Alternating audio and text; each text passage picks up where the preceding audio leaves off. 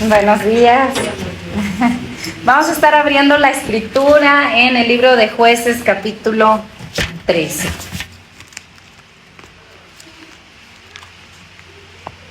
Por gracia de Dios, en alguna ocasión me dieron participación para algún evento y estoy orando para pedirle dirección a Dios sobre qué palabra debe compartir, y el Señor me dio esta palabra.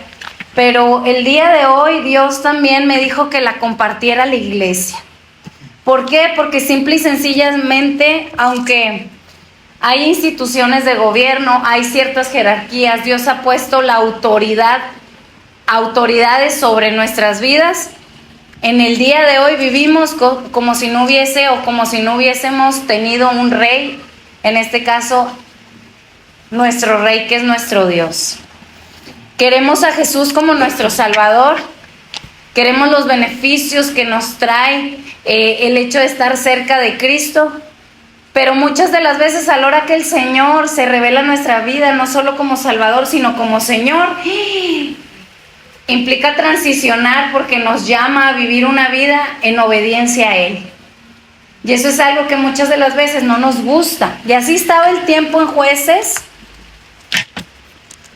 En Jueces dice la Escritura continuamente, incluso ustedes van a poder ver al final del libro qué era lo que caracterizaba a esta generación, a este pueblo. Y es que aunque había un rey, había un Dios por encima de ellos. Vean cómo termina el libro de Jueces, capítulo 21, verso 25. Dice: en estos días no había rey en Israel. Cada uno hacía lo que bien le parecía. Una frase clave continua en el libro de los Jueces es esta: en estos días no había rey en Israel. Ahora la pregunta aquí es: ¿había rey en Israel? Y la respuesta es que rey humano no, pero sí había el rey soberano por encima de todos los reyes, el rey que siempre ha estado establecido, el rey que gobierna las naciones. Sí estaba Dios como su rey. El asunto es que el pueblo veía su salvación de tiempo en tiempo. Ustedes van a ver cómo Dios levantó jueces para traer salvación al pueblo, porque de tiempo en tiempo estaba cautivo. Y era un círculo vicioso. Dios levantaba a un hombre, lo llenaba de su espíritu, ese hombre hacía una obra de redención, una obra de salvación, porque continuamente venía pueblo enemigo a conquistar al pueblo, y por cierto tiempo el pueblo estaba cautivo y luego se experimentaban la salvación de Dios, se gozaban, había un tiempo de libertad, pero después nuevamente volvían a caer en esclavitud, y era un patrón que, si ustedes se fijan, era una espiral hacia abajo. La maldad iba en progresión y la maldad iba en aumento, y la cautividad también iba cada vez siendo mayor. Conocían la salvación de Dios. El problema es que no querían transicionar del Salvador a un sistema de reino, de gobierno establecido por Dios. El pueblo de Israel se identificaba muy bien con el Salvador, pero no se identificaban y no querían nada con aquel que era el rey, aquel que estaba por encima de ellos, que es digno y merecido de ser obedecido. Y el hecho de la obediencia no era con un fin de tener los esclavos a él como rey, sino era con un fin para que se pudieran mantener en un estilo de vida deseado, un estilo de vida en el cual Dios desea que como nosotros como pueblo experimentemos. ¿O acaso no dice la Escritura: amado, yo deseo que seas prosperado en todas las cosas, así como prospera tu alma? El deseo de Dios es que Él nos dé instrucción, nos da sus mandamientos, nos da su indicación para poder experimentar esa vida, esa verdadera vida que como pueblo de Dios escogido fuimos llamados a tener. El problema es que somos como este pueblo. Hay un tanto de rebeldía en nuestro corazón y no deseamos ser gobernados. Entonces, esta palabra es una palabra de instrucción, es una palabra en donde nos habla que fuimos llamados a tener propósito en Cristo. Nos habla también de exhortación a una vida en santidad. Porque el Rey nos dice: sed santos porque yo sois santos. Ustedes son representantes de mi gobierno. Y su estilo de vida tiene que ser un estilo de vida que refleje el fruto del Espíritu: amor, gozo, paz, paciencia, benignidad, templanza y fe. Pero ¿eso cómo llega? ¿Por arte de magia? Es esforzarse a andar en el Espíritu. Una vida en lo práctico de andar en el Espíritu. No por nada dice el fruto del Espíritu. La pregunta aquí es si le vamos a dar lugar. Entonces vamos a ver una historia en donde en Josué capítulo 13,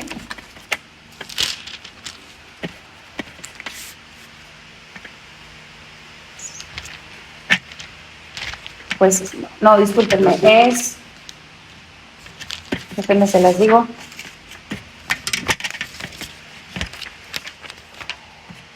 Jueces capítulo 13.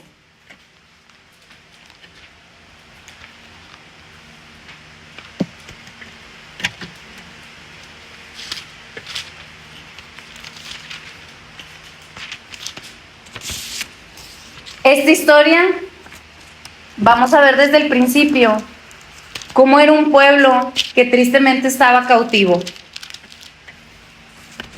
Dice: los hijos de Israel volvieron a hacer lo malo ante los ojos de Jehová. ¿Quién era el rey? El Señor. ¿Y ante quién tenían que estar haciendo lo bueno? Ante el rey. Pero este pueblo, los hijos de Israel, volvieron a hacer lo malo ante los ojos del rey. Jehová los entregó, por eso el Señor los entregó. ¿Cuántos saben que un rey tiene autoridad para establecer justicia? Y después dice: y Jehová los entregó en mano de los filisteos por 40 años. Qué triste es que como pueblo de Dios tendremos que experimentar la disciplina porque no escuchamos la instrucción del rey. Ahora, como paréntesis, es un acto de misericordia aún la disciplina de Dios, porque dice la Escritura que Dios al que ama disciplina, porque al que no disciplina es un bastardo. En una ocasión vinieron a jugar unos niños aquí a la casa de los de la plaza, los metimos aquí a lo del arenero, y yo le llamé la atención a mi niño, y me dijo: oye, ¿por qué no le llamas la atención a él? Y le dije: porque no es mi hijo, tú eres mi hijo, y tú eres mi responsabilidad, y yo sobre ti tengo autoridad para disciplinarte, pero no sobre él.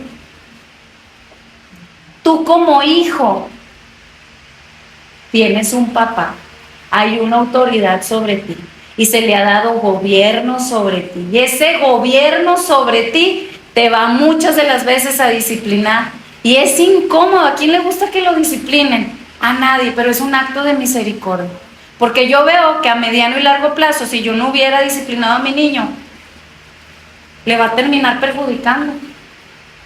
Va a ser un niño no aceptado, no deseado, no invitado a ningún lado, porque no es un niño que se controla en el lugar en donde está, porque no es un niño en donde acata reglas.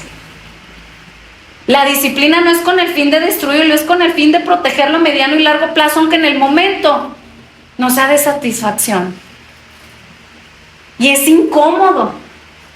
Y aquí nuevamente Dios, como su rey a su pueblo, los entregó. Los disciplinó en mano de los filisteos. ¿Por cuánto? Por 40 años. El número 4 significa ser probado. Era un tiempo en donde el pueblo de Israel estaba siendo probado para ver si iba a obedecer o no iba a obedecer al rey. Y salió reprobado. Entonces, por 40 largos años. Yo tengo 36 años, todavía no cumplo los 40. Y nada más de imaginarme que haber nacido y todavía ni siquiera cumplir los 40 y solo haber vivido en cautiverio, qué triste. No hay libertad, hay opresión, no se manifiesta el reino de Dios, hay injusticias, hay maltratos. hay amarguras, hay un insabor, el tono es gris. Así estaba en este tiempo el pueblo de Israel. Y vean,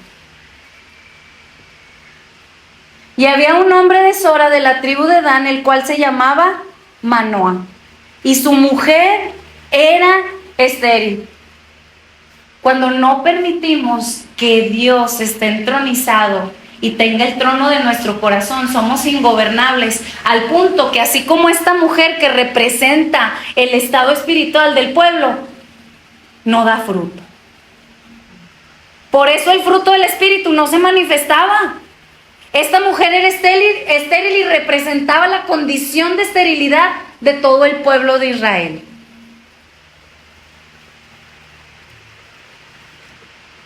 Y nunca había tenido hijos. Ahora, cabe mencionar que aquí Manoa también representa al Señor. En teoría, como mujer estamos casados con Cristo, somos la novia de Cristo. Esta mujer, dentro de un compromiso, dentro de algo en donde ya ha tenido un encuentro con Manoa, con Dios, debería de estar dando fruto, pero era un pueblo estéril. Era una mujer infértil. Era una mujer que el resultado, la manifestación que se veía dentro de su casa era muerte. La esterilidad es un sinónimo de muerte. ¿Por qué? Porque no hay fruto, no hay vida. Y así es la cautividad en el pueblo de Dios, cuando no quiere transicionar de la etapa del Salvador a entender que a este Jesús al cual crucificaron, Dios lo ha hecho Señor y Rey. Ah, no, sí, pues sí, yo quiero los beneficios del Señor como Salvador, amén, son maravillosos. ¿Cuántos nos identificamos con el perdón de Dios, que Dios ha sido misericordioso, que ha tenido un encuentro con nosotros sin merecerlo? Pero también ese Jesús que es Salvador, también Dios lo ha hecho Señor y Rey, alguien que es digno de ser obedecido. Y cuando no permitimos que su gobierno sea establecido en nuestro corazón, las consecuencias del cautiverio van a ser una realidad. Va a haber infertilidad, no va a haber fruto, y mucho menos se va a manifestar el reino de Dios. Cuando el deber ser es que como pueblo de Dios seamos una representación, un establecimiento del reino de Dios en la tierra, en todo sentido. Entonces, esta palabra va a ser un desafío en nuestra vida para poder ver a Cristo como Rey, como Señor, entendiendo que como pueblo de Dios, como esa mujer, como iglesia, tenemos un propósito, una razón de ser en Dios, un motivo especial en Dios. Hermanos, un principio bíblico es que todo lo que Dios ha creado, lo ha creado con una razón de ser, con un propósito, con un peso de gloria, con un propósito que haga diferencia en este mundo, con una razón de ser que trasciende en el tiempo y en la historia. Y para comenzar, pues vamos a definir qué es propósito. Propósito es la intención original o la razón por la cual algo fue creado. En el caso de nosotros como iglesia, como esa mujer, es entender que la intención original de Dios, la determinación y el deseo que Dios tiene con nosotros es que tengamos una razón de ser en Él y que demos fruto, que tengamos vida, que seamos un pueblo que no es infértil. ¿Qué fue lo que le pasó a la higuera cuando Jesús fue a buscar fruto? No había fruto en la higuera. ¿Y qué fue lo que el Señor le dijo? La maldijo.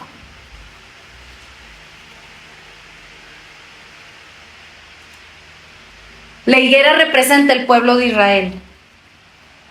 ¿Cuántos de nosotros no conocemos la historia de Israel? Después del 70 después de Cristo, el Israel de Dios o el Judá desapareció de la historia. Y fue hasta 1946. 1946, casi 2000 años de la historia en donde la higuera se mantuvo sin fruto. Hasta que en 1946 el Señor le dijo a Israel, vuelve a la vida. Y de la noche a la mañana la nación de Israel, al hoy por hoy la conocemos, que está establecida en su nación. Solo Dios puede hacer que algo que está muerto de repente vuelva a vivir. Y el testimonio de la nación de Israel es un testimonio para nosotros de que es real. Cuando no damos fruto como pueblo, hay esterilidad. Ya hay un tiempo determinado por Dios para estar cautivos. El tiempo perfecto de Dios de la disciplina. Iglesia, Dios a ti y a mí nos ha creado con un propósito. Ese es un privilegio. Propósito significa entender cuál es la intención original de Dios para crearte a ti y a mí en este tiempo, en esta generación. Es entender que Dios tiene un deseo para ti y para mí, y que mucho depende de que tengamos oído para seguir su instrucción, que lo podamos ver como aquel que está en autoridad y no solo como Salvador, sino como el Señor, aquel que dirige nuestra vida, aquel que tiene autoridad para decirnos qué hacer y qué no. Ahora, aquí en esta historia nos habla de un hombre que tenía una esposa que era estéril, que no podía tener hijos. Sin embargo, nos recuerda un parteaguas que tuvo esta mujer. Y dice que este parteaguas fue cuando se le apareció el ángel de Jehová. El ángel de Jehová representa a Cristo. Como iglesia, si realmente tenemos o hemos tenido un encuentro con Cristo, no podemos ser iguales. Tiene que haber un antes y un después. La iglesia se secó porque cuando el pueblo de Israel en aquella ocasión, en el 70 después de Cristo, se secó, fue porque en la venida de Cristo no le reconocieron como rey. ¿Qué decía aquí? El rey de los judíos. No tenemos otro rey más que el César, decían. Y Jesús les dijo, hasta que ustedes no digan bienaventurado el que viene en el nombre del Señor, no me verán. En otras palabras, Jesús les estaba diciendo que hasta que fuese la segunda venida, el pueblo de Israel lo habría de reconocer. De igual forma, si nosotros decimos haber visto a Jesús, tiene que haber un antes y un después. En este caso, la mujer tuvo un encuentro con el ángel de Jehová que representa a Cristo. Y le empezó a hablar y le estuvo diciendo, primero la confrontó, eres una mujer que no tiene fruto, eres una mujer que antes de mí, antes de este evento, eras estéril. Antes de mí no tenías vida, estabas en cautiverio. Pero vean, ahí no nada más se quedó la historia, así es nuestro Dios. El Señor nos habla de cautividad, pero también el Señor es un Dios de restauración. Y su restauración empieza con ese encuentro de forma personal con nosotros. Dice, después de que la confronta con su condición espiritual, le dice, pero ahora, pues, no bebas vino ni sidra. ¿Pueden ver la instrucción? ¿Pueden ver ahí al rey dando la instrucción divina? Como mujer, como iglesia, no bebas vino ni sidra ni comas cosa inmunda. Pues he aquí que concebirás y darás a luz un hijo. Le habla de propósito a la iglesia. Le habla de sentido a la iglesia. Le dice, me he presentado ante ti para que tu vida no sea igual. ¿Sabes por qué? Porque tienes un propósito. Y ese propósito tiene mucho que ver con que escuches la indicación que te estoy dando y que me veas como rey. ¿Por qué? Porque darás a luz un hijo. ¿A quién representa ese hijo? a Cristo. Esa mujer tenía que manifestar la salvación al mundo.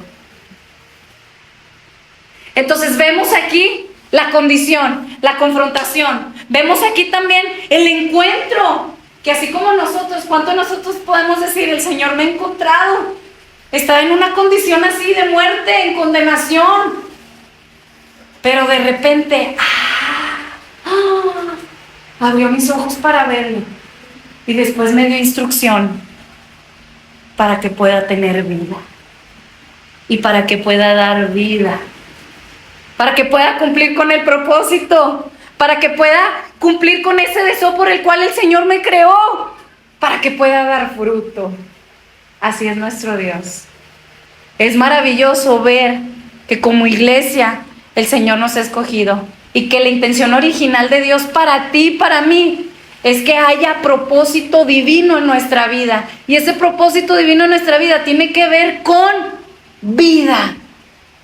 La verdadera vida que hay en Cristo Jesús y que el deber ser es que se manifieste en nosotros. ¿Sabes? Como iglesia, no es normal que vivamos como gatos y perros.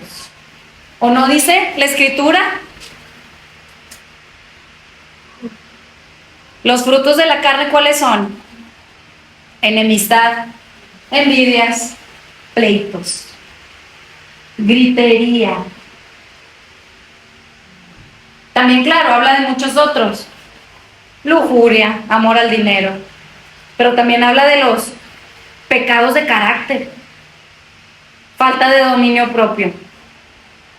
Usamos nuestra lengua como un látigo. Y la lengua, dice la Escritura, es como un fuego que enciende todo un bosque, un mundo de maldad. Son obras de la carne que el Señor quiere destruir.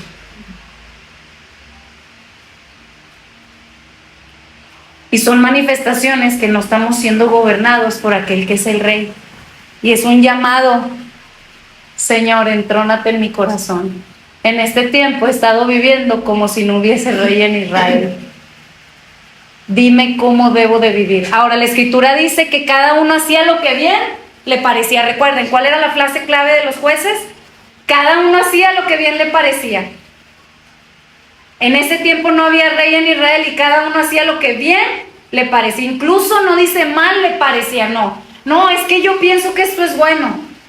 No, es que para guiar a mi familia yo pienso que esto tiene que ser así, a mí me parece bueno.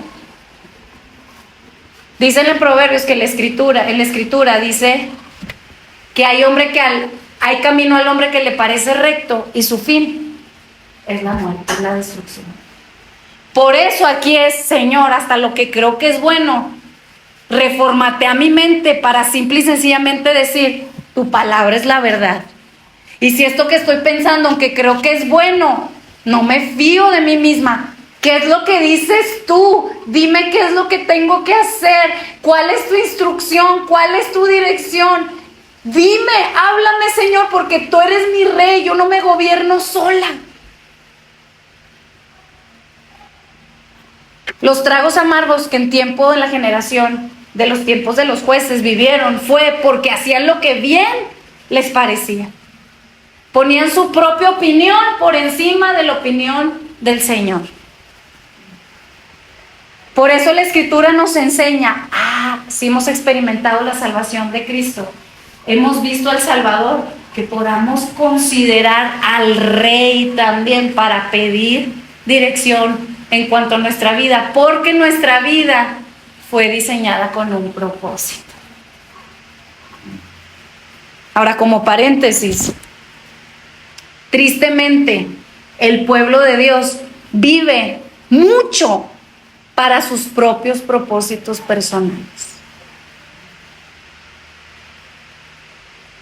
Hablo en el ámbito secular. A lo mejor algunos están rigiendo su vida en base a una carrera, en base a prosperar económicamente, en base al deporte, en base a una familia. Y no estoy diciendo que eso esté mal. El Señor no está peleado con eso, pero cuando vivimos para nuestros propios propósitos y no dejamos que sean en primera instancia los propósitos de Dios gobernando nuestro ser, nos vamos a perder y vamos a vivir una vida para nosotros mismos y no para el Señor. Como iglesia de Dios, para poder dar fruto eterno, necesitamos estar sincronizados a su indicación.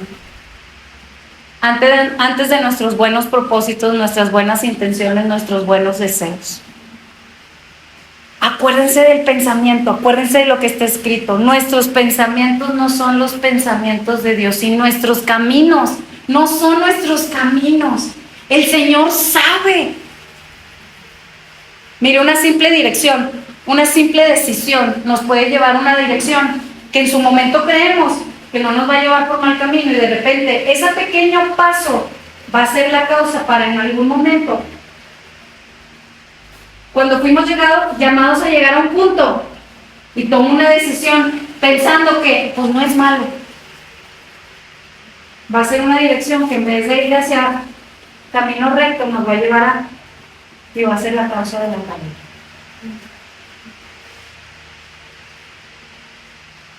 Aunque parezca bueno, aunque culturalmente hablando sea algo aceptado,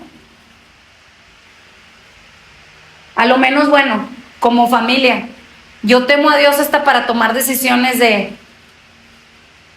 Señor, ¿meto a mi niño o no a la escuela? ¿Sí o no? Tú indícame.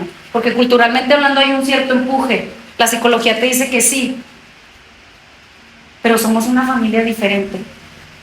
Muéstrame qué debo hacer. No permitas que me equivoque. Después de que el Señor le dijo a esta mujer: hay propósito en tu vida. Porque el diseño original para el que te cree no es para que vivas una vida común y corriente como el de la mayoría. Tú tienes un propósito que va a marcar con un peso eterno la historia, así como muchos hombres y mujeres de Dios fueron contracorriente en todo sentido. Cualquiera los hubiera tachado de locos, pero cumplieron con el propósito divino, y hasta el día de hoy sus historias nos hablan. ¿Qué de María?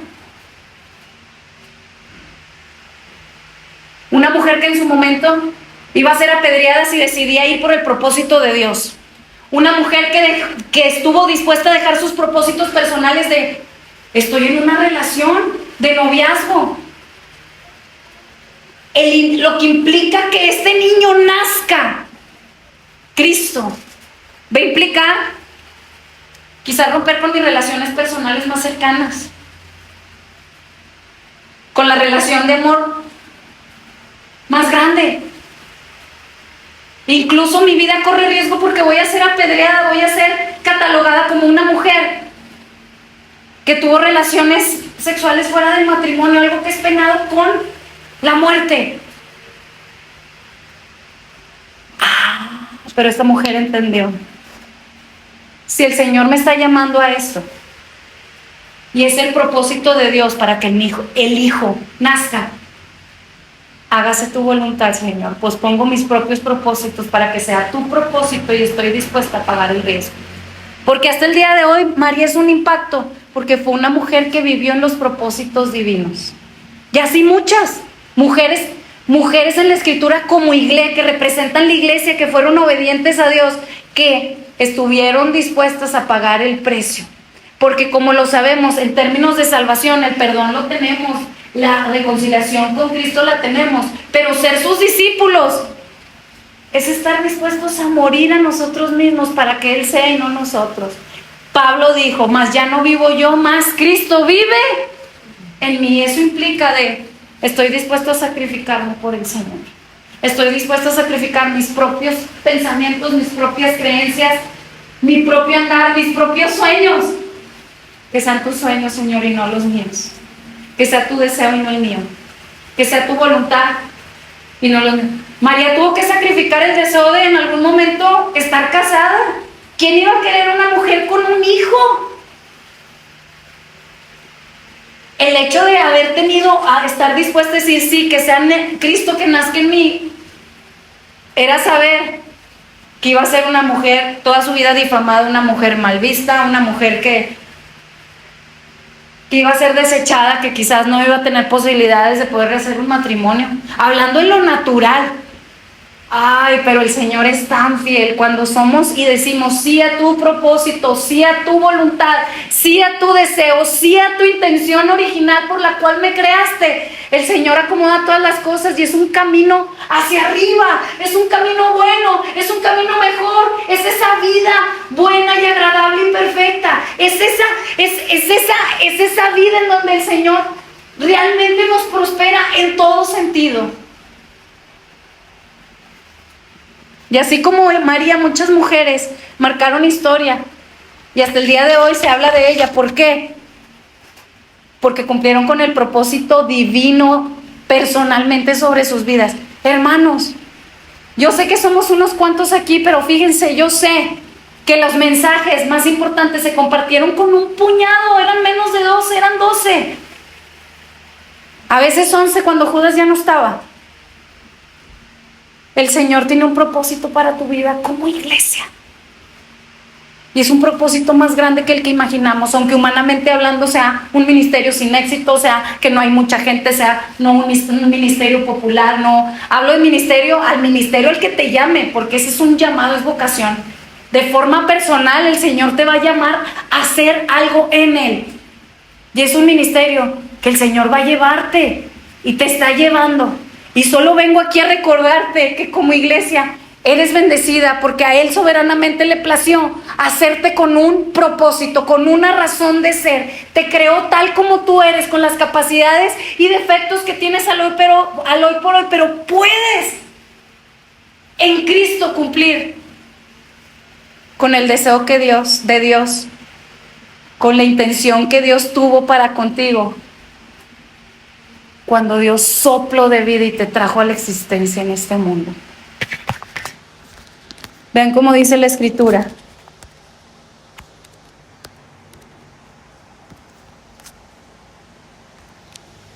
Salmo 138, verso 8. Jehová cumplirá su propósito en mí.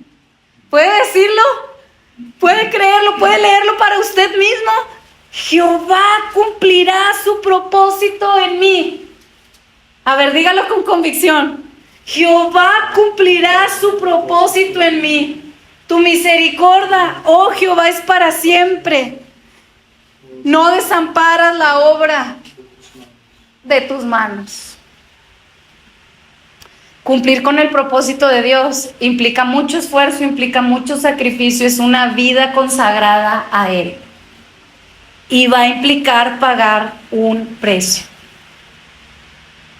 Pero el Señor es poderoso para lo que Él se ha propuesto con tu vida, hacerlo. Salmo 138, verso 8. Jehová cumplirá su propósito en mí. Jehová cumplirá su propósito en mí.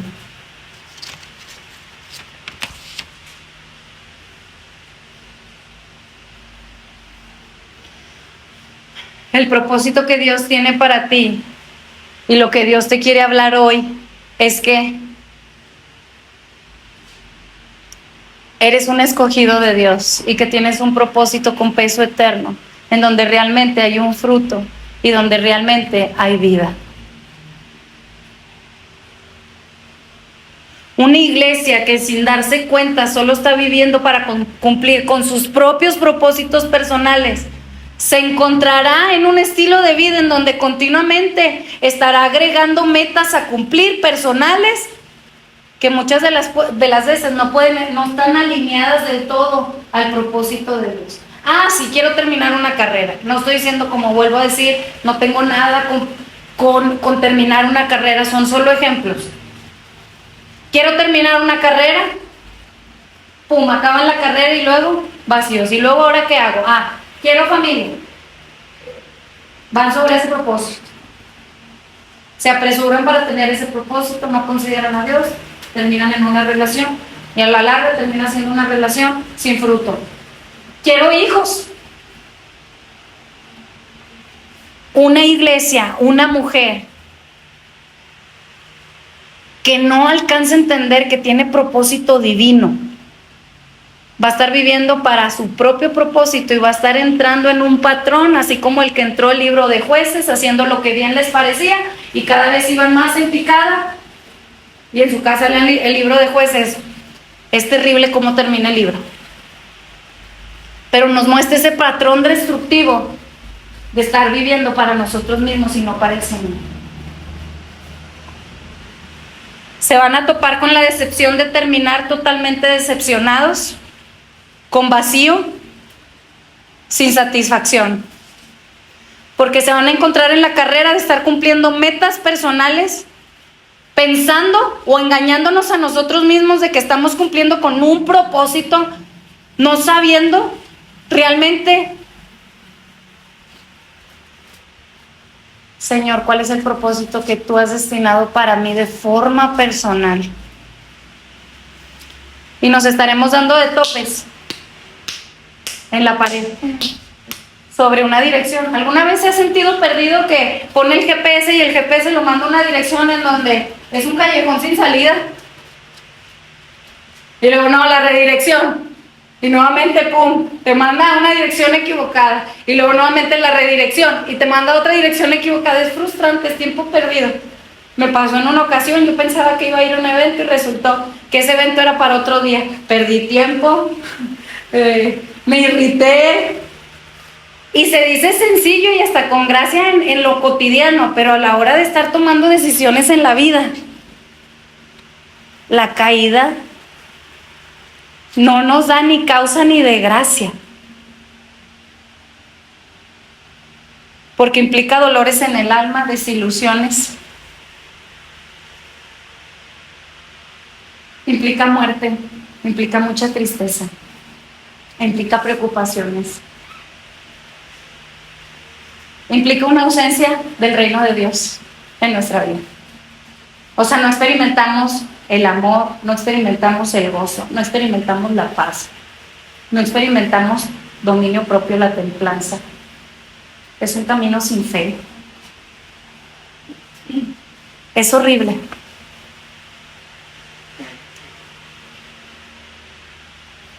Entonces, qué maravilloso es Cristo, que en algún momento en nuestra vida interviene y hace un antes y un después.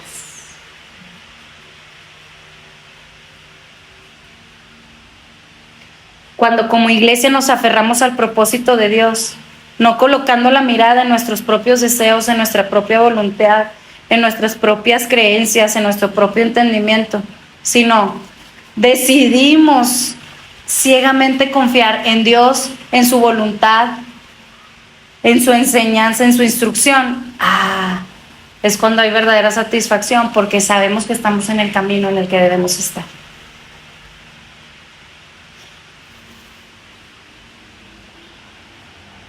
Después de que el Señor se le apareció a esta mujer y le habló de ella, qué es lo que tenía que hacer: no bebas ni vino ni sidra, ni comas cosa inmunda, pues he aquí que concebirás y darás a luz un hijo. En otras palabras le estaba diciendo: sepárate, eres consagrada, tu alimentación debe ser diferente, tu estilo de vida tiene que ser diferente. Ahora, en la alimentación, claro, aquí lo vemos como de forma, los judíos lo interpretan como una alimentación kosher, pero si lo vamos en el sentido espiritual, es estar consagrado a la palabra no adulterada del Señor. ¿Cuál es esa palabra? Tu alimentación diaria a través de la Escritura.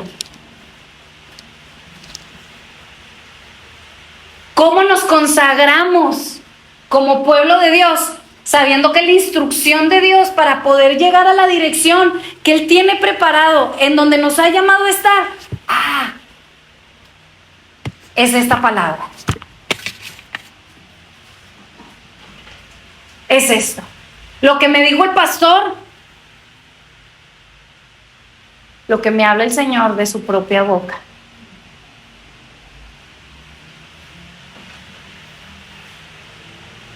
En una ocasión le pregunté a una mujer de mucha experiencia en Cristo y le pregunté una pregunta y le dije: ¿qué tengo que hacer? Y me dijo: mira, tu vida no es la misma que la mía. Tú no eres igual a yo. Mira, yo tengo el color muy diferente al tuyo, el color de piel también muy diferente al tuyo. Eso significa que a ti Dios te hizo con un propósito muy diferente. Si yo te digo al de así, le haces acá, por la experiencia que yo tengo, si te equivocas, tú después vas a venir conmigo y me vas a decir, hice esto y esto y esto y mira lo que me pasó. ¿Qué tienes que hacer? Yo no sé. Así yo tengo 80 años en el ministerio. Busca a Dios, porque al que vas a dar cuentas va a ser a Él y no a mí. Me llevó a quien tenía yo con quien era. Y eso es madurez. Me llevó con Cristo, me llevó a Cristo, me llevó a esto, me llevó a no depender de nada ni de nadie, para no tener después excusa de, es que tú me dijiste que hiciera esto, y luego ya tener justificación para después justificarme porque lo hice o no lo hice. Qué sabiduría. Ahora sí que aquí es, yo soy responsable de mis propias decisiones, y al que voy a dar cuenta es a Dios. Yo y mi Señor. Sugerencias muchas, te van a aconsejar muchos, pero al final, a quien le vas a dar cuenta no va a ser a mí, no va a ser al líder, no va a ser a Dios. Porque Él te hizo diferente a mí, nos hizo diferente a cada uno, y cada uno tiene un propósito diferente. Tus habilidades no son las mismas que las de Luis, mis habilidades no son las mismas que las de Laura, sus fortalezas no son las mismas que las mías. Por eso yo no puedo basar mi consejo en mi propia experiencia, en mi propia sabiduría. Es dirigirlos a Cristo, que es el que sabe por qué los hizo de cierta forma, de cierta manera, por qué los puso en su crianza, los puso en cierta forma expuesto a ese tipo de situaciones. El Señor es todo sabio. Entonces, después de que la mujer tiene un encuentro así con Dios, el Señor le da instrucción para ella precisa de qué hacer y qué no hacer, de qué sí y qué no. Y después le dijo instrucciones sobre ese hijo, porque ese hijo también tendría propósito. Esto también, dicho sea de paso, hay un tiempo que como papás Dios nos ha delegado el tener autoridad sobre ellos, pero también hay un tiempo en donde el Señor nos ha dicho, ya están en edad de dependencia de Dios. Y aquí vemos que era el tiempo en donde obviamente siendo un bebé, que iba a estar, la mujer iba a ser en esa etapa de vida 100% responsable de ese niño. Y después le dio instrucciones. Y darás a luz un hijo y navaja no pasará sobre su cabeza, porque el niño será nazareo a Dios desde su nacimiento, y él comenzará a salvar a Israel de mano de los filisteos. Le está diciendo, mira, en la etapa de la niñez es cuando tú lo puedes formar. Y después no te equivoques, si tú vas a tratar de darle disciplina en el tiempo fuera que te correspondió y estás fuera del tiempo, ya no vas a poder hacer nada. Es en la crianza, es en la niñez. Hay un tiempo. Y aquí le dijo, tu niño tienes que enseñarle para empezar que en su caso no se va a poder rapar la cabeza. Ahora, esto lo vemos de forma literal. Imagínense que yo les diga, no te puedes cortar el cabello si no has pecado. No, claro que no. Está diciendo que literalmente, si lo contextualizamos a nuestro tiempo, es que su hijo tenía que ser diferente a los de la mayoría. Tenía incluso su forma de vestir, su apariencia, su forma de hablar, su forma de ser. Tenía que ser una diferencia palpable para que cualquiera que lo viera que es diferente. Tú y yo como iglesia con propósito no podemos ser iguales a los que no tienen a Cristo.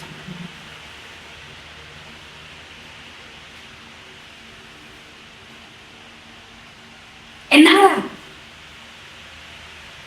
Quizás algunas similitudes, pero nuestro estilo de vida, aún nuestro andar sin el habla, tiene que ser diferente.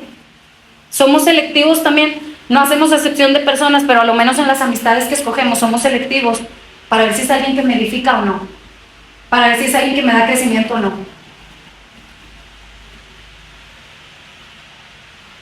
Porque mi tiempo no me pertenece. El tiempo es de Dios. Señor, ¿qué quieres que haga con mi tiempo? ¿O no dice también la escritura que dice, no estando ociosos, aprovechando bien el tiempo? Ahora, no estoy diciendo que vivamos en una burbuja, también nos va a tocar ir al mundo, compartir al perdido. Pero se trata de ser de influencia para ellos, no de ellos influencia para nosotros. Nuestra influencia debe estar aquí.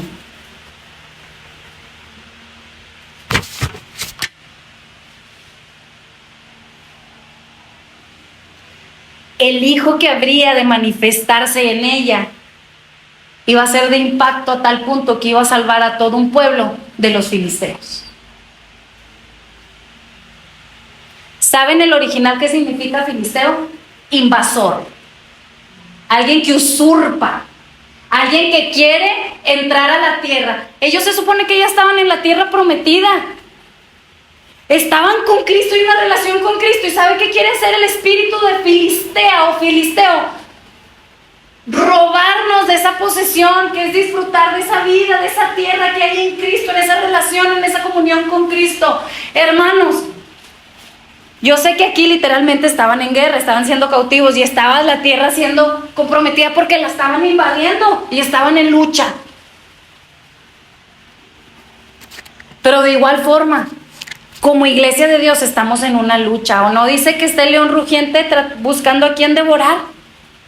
Nos quiere tragar para que no vivamos y cumplamos con el propósito establecido por Cristo.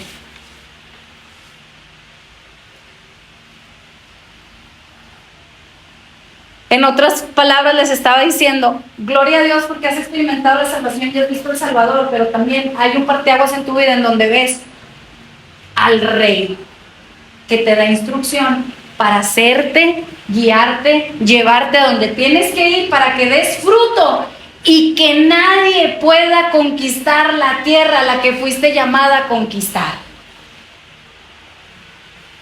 Esta tierra. Somos polvo y somos tierra.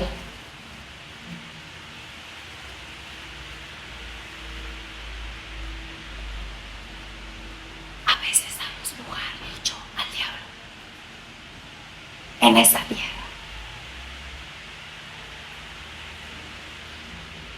No deis lugar al diablo, dice el Señor.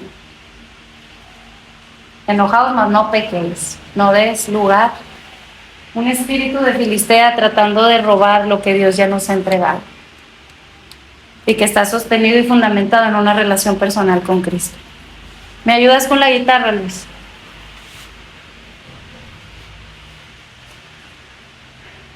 Entonces esta enseñanza tiene un desafío principal. En nuestra vida como iglesia decidamos tomar en toda decisión en cuenta a Dios.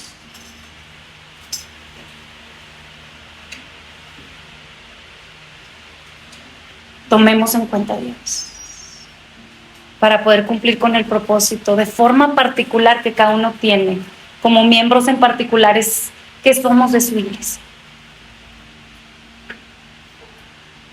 Tomemos en cuenta a Dios. Iglesia, mujer, amada, novia de Cristo, yo te animo, tomemos en cuenta a Dios.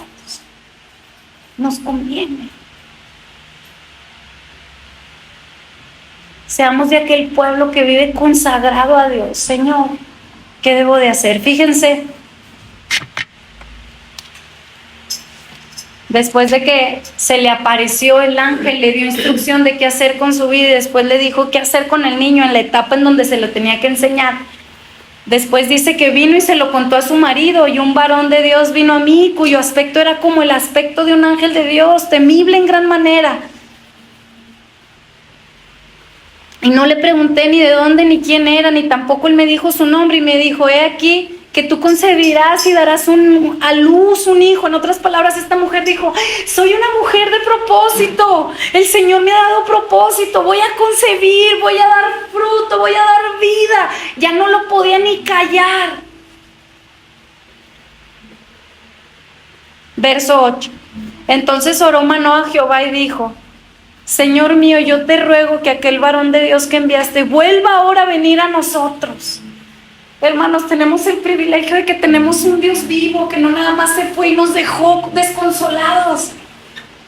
No le dijo Jesús a sus discípulos, me iré, pero volveré a vosotros. Su Espíritu Santo está con nosotros. Y dice, y las palabras que os he hablado os las recordaré. Es ese mismo Espíritu, el Espíritu de Cristo que hoy en día está y nos habla de día en día, de tiempo en tiempo, en minuto, cada que buscamos su rostro, Él está presente. Este hombre rogó y dijo que vuelva a venir, que nos enseñe. Le despertó el hambre de yo quiero estar en su instrucción, yo no quiero estar perdida en direcciones vanas. No, yo quiero la dirección del Señor. Que nos enseñe lo que hayamos de hacer con el niño que ha de nacer. Hermanos, yo una cosa sí sé, porque el Espíritu Santo da testimonio a nuestro espíritu que somos hijos de Dios. Un niño te es nacido.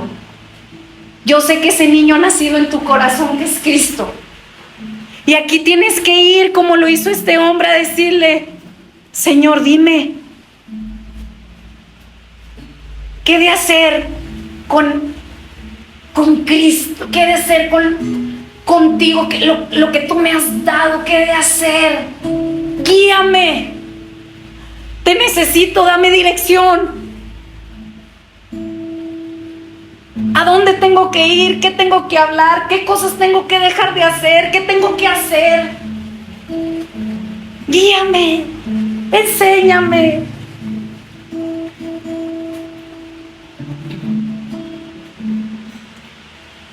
Verso 10. Y la mujer corrió prontamente a verso 9. Y Dios oyó la voz de Manoah. Tenemos un Dios que tiene oídos, que sabe de qué cosas tenemos necesidad. ¿Acaso no dice: si eres falto de sabiduría, pídela a Dios?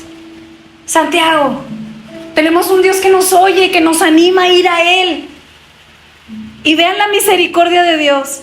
Y el ángel de Dios volvió otra vez a la mujer, estando ella en el campo. Mas su marido Manoah no estaba con ella, y la mujer corrió prontamente a avisarle a su marido, diciéndole: mira, se me ha aparecido aquel varón prontamente, que vino a mí el otro día. Y se levantó Manoah y siguió a su mujer, y vino al varón y le dijo: ¿eres tú aquel varón que habló a la mujer? Y le dijo: yo soy. Entonces Manoah dijo: cuando tus palabras se cumplan, ¿cómo debe ser la manera de vivir del niño y qué debemos hacer con él? Nuevamente, después de que a Pablo se le apareció Jesús en el camino a Damasco, ¿qué fue lo que primero Pablo le dijo? Señor, ¿qué quieres que yo haga? Es lo mismo, Señor, ¿qué debemos hacer? Él iba por un camino primero persiguiendo, creyendo hacer lo bueno. Y estaba solo destruyendo, estaba puro haciendo daño ante los ojos del Señor. Pero cuando le preguntó: Señor, ¿qué quieres que yo haga? Que son estas mismas palabras. ¿Qué debemos hacer? ¿Cómo debe ser nuestro estilo de vida, Señor? Enséñanos.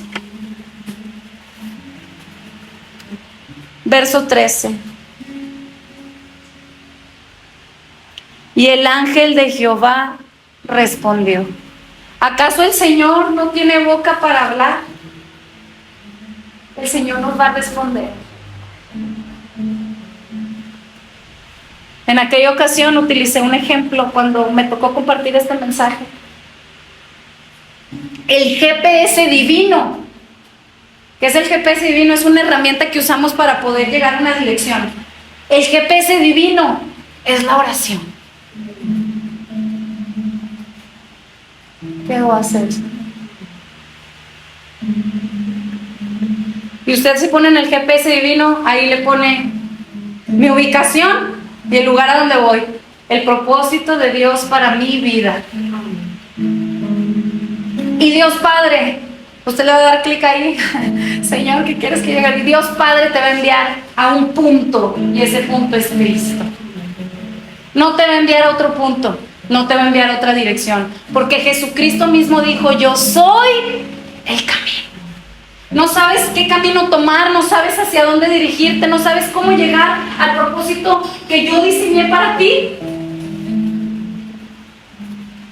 Dios Padre te envía a un punto, y ese punto es Cristo, y Cristo te dice: yo soy el camino. Escucha mis palabras, mantente viéndome. Y después le dice: yo soy la verdad. La verdad tiene que ver con instrucción. A donde sí, a donde no. Vas por aquí, vas mal, da la vuelta, estás tomando pasos riesgosos, te vas a caer. Alertas. Cuidado. Esta amistad no te está edificando. Esta relación te está destruyendo. Este hábito, esta reacción, esta forma de hablar, este pensamiento, ¿es de Dios? ¿No es de Dios? La verdad. Yo soy la verdad, dijo Jesús. Te va a dar dirección, te va a dar discernimiento, te va a decir por dónde ir, qué debes de hacer, qué no debes de hacer, qué debes de pensar, qué no debes de pensar. Y después también Jesús dijo por último, yo soy la vida. Jesucristo dijo, yo soy la vida. Jesucristo te va a llevar por ese camino, por esa verdad, para que llegues a la verdadera vida por el cual el Señor te ha diseñado en este tiempo. Tomemos en cuenta a Cristo, tomemos en cuenta a Dios en todo, hermanos. Veámoslo como Rey, como aquel que es todo sabio, como aquel que es digno de confianza, para poder seguirle, para poder ir tras su dirección.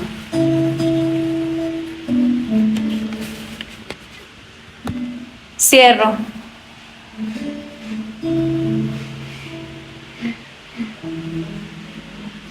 Cuando el ángel de Jehová respondió a Manoah, la mujer se guardará de todas las cosas que yo le dije.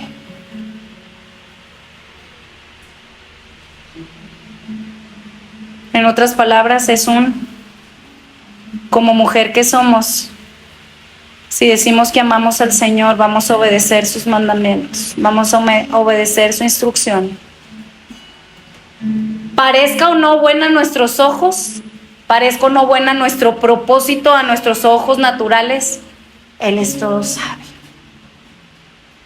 Parezca bueno o no a los ojos del mundo, parezca bueno o no a los ojos del pastor, como mujer que eres, como cuerpo de Cristo, como la novia de Cristo, como la mujer del Señor, guarda todas las palabras que Él te mande.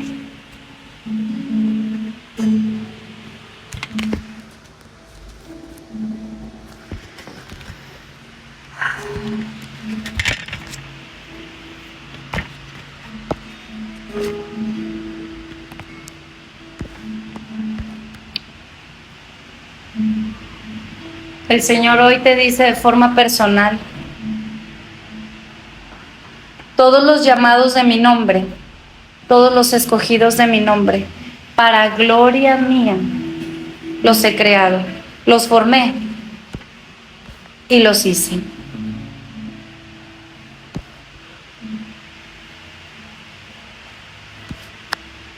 En otras palabras, el Señor te dice, yo te he escogido y te he puesto un nombre personal, un nombre que te identifica.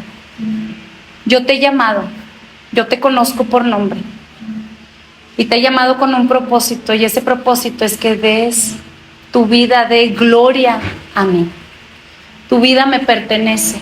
Fuiste llamado a mostrar, a manifestar mi Hijo al mundo.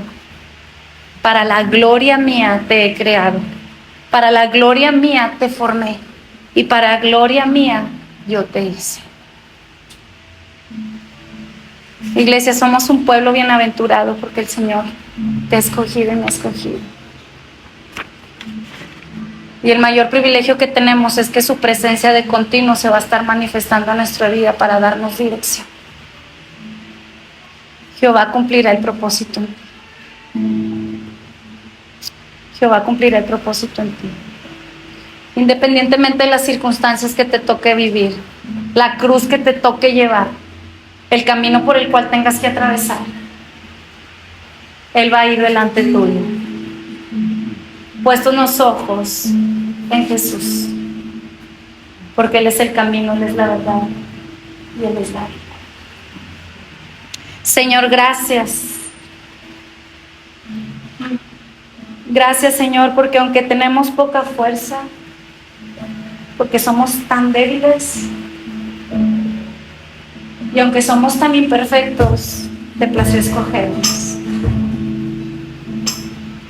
Gracias, Señor, porque sin merecerlo, tu infinita misericordia se ha manifestado en nuestra vida y nos recuerdas que con propósito eterno nos has diseñado.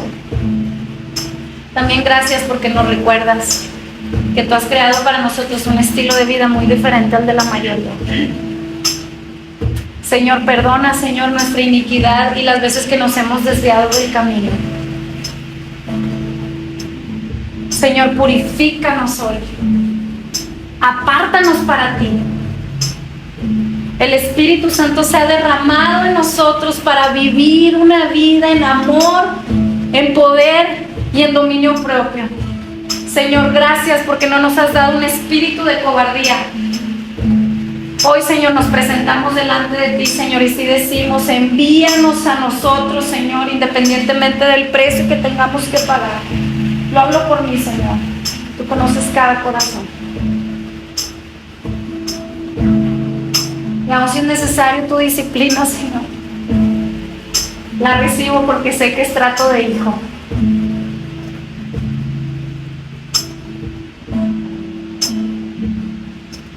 Gracias por ese cuidado, como un padre que ama a su hijo, que le dice, cuidado, ve por aquí, ve por allá, haz esto, no hagas esto. Qué bueno es saber que tenemos Padre, con el cual podemos clamar, Abba Padre, Abba Padre, Abba Padre. Guíanos, Señor, danos dirección, fortalécenos y llévanos por el camino que